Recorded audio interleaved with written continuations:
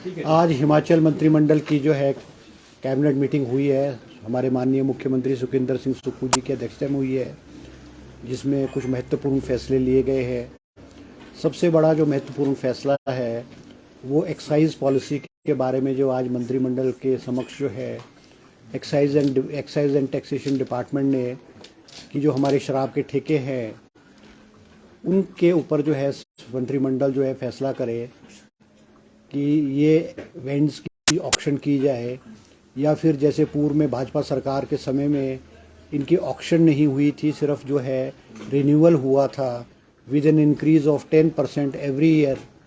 तो विस्तृत रूप से कैबिनेट में चर्चा हुई और कैबिनेट ने ये फैसला लिया है कि हिमाचल प्रदेश के जो ठेके हैं उनको जो है ऑक्शन के माध्यम से जो है उसकी नीलामी की जाएगी। और डिपार्टमेंट का प्रपोजल था कि भाई जो रेवेन्यू है वो इनका एक्सपेक्टेड था 2357 करोड़ रुपए अर्जित करने का था, 2357 रुपये विद एन इंक्रीज ऑफ 10.6%। मगर कैबिनेट ने जो है, क्योंकि हमारा चुनावी मुद्दा भी था और हम विधानसभा के अंदर और विधानसभा के बाहर कांग्रेस पार्टी समय समय पर पूर्व भाजपा सरकार को ये कहती रही थी कि भी वेंड्स की जो है शराब के ठेकों की जो है वो ऑक्शन होनी चाहिए, मगर उन्होंने नहीं की है। मगर हमने जो हमारे फर्स्ट फाइनेंशियल ईयर में माननीय मुख्यमंत्री सुखविंदर सिंह सुक्खू जी की अध्यक्षता में कैबिनेट ने ऑक्शंस, शराब के ठेकों को ऑक्शन करने का फैसला किया है।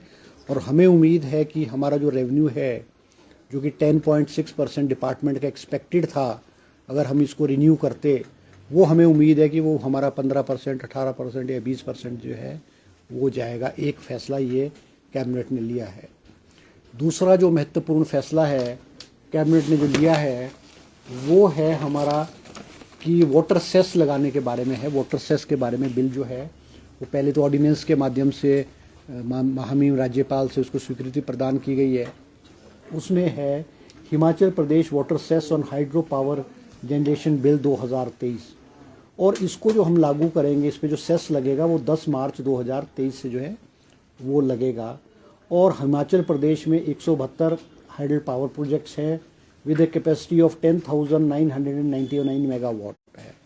और ये सेस हमने रेवेन्यू को जनरेट करने के लिए किया गया, क्योंकि आप सबको मालूम है आज हिमाचल प्रदेश के ऊपर 75,000 करोड़ रुपए का लोन है और लगभग 11,000 करोड़ की देनदारी जो है प्रदेश की जो कर्मचारी है, रिटायर्ड कर्मचारी हैं और एम्प्लॉयज़ हैं, और जो डीए है वो लगभग 1,000 करोड़ है। तो लगभग 11,000 करोड़ हमको हमारी जो देनदारी पूर्व की सरकार द्वारा है।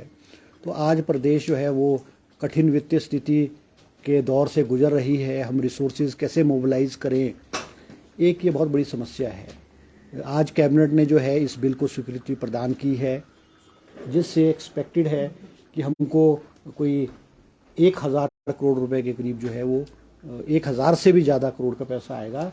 क्योंकि हमारे जो पड़ोसी राज्य हैं, चाहे उत्तराखंड है, चाहे जम्मू कश्मीर है, उन्होंने भी जो है वाटर पे सेस जो है वो लगाया है। तो हमें उम्मीद है कि हमारी रेवेन्यू जनरेशन जो है इसके माध्यम से जो है हमारे प्रदेश में जो है वो होगी। तीसरा जो एजेंडा में था वो हमारा जो 6th फाइनेंस कमीशन है, जो कि पंचायती राज और ये पंचायती राज बॉडीज़ और अर्बन लोकल बॉडीज़ के आने वाले 5 सालों में उनको ग्रांट्स किस तरह से होगी, किस तरह से वो साधन जुटाएंगे, किस तरह से उनकी फंक्शनिंग होगी और कहाँ कहाँ से उनका पैसा आएगा, वो 6th फाइनेंस कमीशन की जो रिपोर्ट है वो, जिसके अध्यक्ष हमारे सतपाल सत्ती जी, जो पूर्व में अब भाजपा के विधायक हैं, वो चेयरमैन हुआ करते थे पूर्व भाजपा सरकार में, उन्होंने इस रिपोर्ट को अक्टूबर महीने में 2022 अक्टूबर महीने में चुनाव से पहले सरकार को सबमिट किया था। और आज विधिवत रूप से उस पर विस्तृत चर्चा करके आज कैबिनेट ने है उसको 6th फाइनेंस कमीशन की जो रिकमेंडेशन है उसको एक्सेप्ट करते हुए आने वाले जो विधानसभा का सेशन होगा उसमें वो रिपोर्ट जो है on the table of the house जो है वो ले की जाएगी। तो ये जो है 3 इम्पॉर्टेंट इश्यूज़ थे। एक इशू और था कि जो बसेस की परचेजिंग है, क्योंकि अब गवर्नमेंट ऑफ इंडिया ने ये भी कर दिया है कि गवर्नमेंट व्हीकल जो 15 साल से ज़्यादा नहीं चल पाएगी उसको कंडेम करना होगा।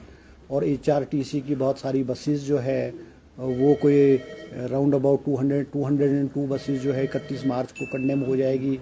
तो बसेस की परचेजिंग के बारे में भी विस्तृत चर्चा हुई है, जिसमें कि भी इलेक्ट्रिकल बसेस ली जाए या डीजल बसेस ली जाए। तो मुख्यमंत्री जी ने जो है डिपार्टमेंट को कहा है कि भाई इलेक्ट्रिकल बसेस का प्रपोजल जो है कैबिनेट में दोबारा से विस्तृत रूप से पुट किया जाए और फिर उस पर जो है मंत्रिमंडल जो है उस पर विस्तृत रूप से अपनी जो है स्वीकृति प्रदान करेगा। तो यही आज कैबिनेट में मुख्य एजेंडे में आज यही चीज़ें थी। ये जो वाटर सेस लगा है, इससे कहीं ना कहीं घूमा फिरा के कंज्यूमर पे तो नहीं पड़ेगा सर इसका।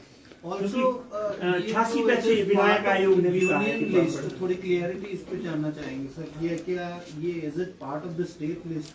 नहीं, वाटर सेस तो जो देखो वाटर सेस तो जो है वो स्टेट के प्रीव्यू में है, स्टेट लिस्ट में है। वाटर है स्टेट लिस्ट में, हम तो उस पानी के ऊपर सेस लगा रहे हैं जो हमारे प्रदेश में है।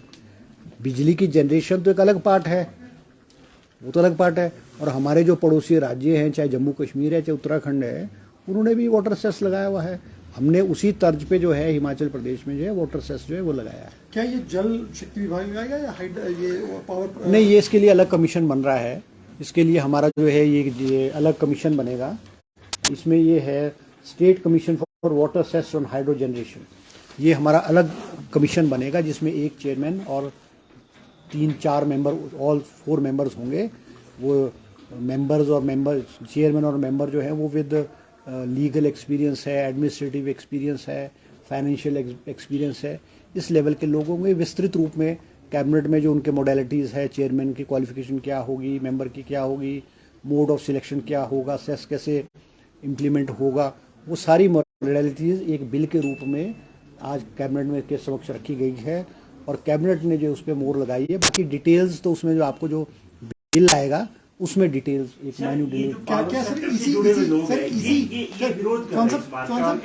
नहीं। देखो ऐसा है कि सरकार के समक्ष किसी ने भी अभी तक विरोध नहीं किया है, ना विरोध है।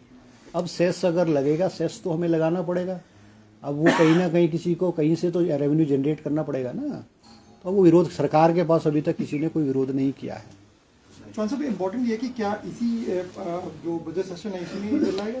इसी में बिल आ जाएगा अभी, क्योंकि उसकी इम्प्लीमेंटेशन भी जो है 10 मार्च 2023 से होगी और वो अभी सेशन 14 से शुरू होगा। 14 इस बजट सेशन में बिल आएगा और वो पास हो जाएगा। और सर, आपने एक्साइज पॉलिसी की भी बात की। इसमें सबसे मेन बात हमेशा से सरकारों के लिए रही है कि अवैध शराब पर कोई भी सरकार अंकुश नहीं लगा पाती। पिछली बार भी जहरीली शराब का मामला आया था, तो इस बारे में भी कुछ सोचा गया है? नहीं, देखो आज जो विस्तृत चर्चा हुई एक्साइज पॉलिसी पे हुई है और कुछ क्षेत्रों में जो एक्साइज पॉलिसी में कुछ क्षेत्रों में कंसेशंस भी दिए गए हैं, जहाँ पे डिपार्टमेंट को लगता था और डिपार्टमेंट ने अपनी प्रेजेंटेशन कैबिनेट के आगे रखी है।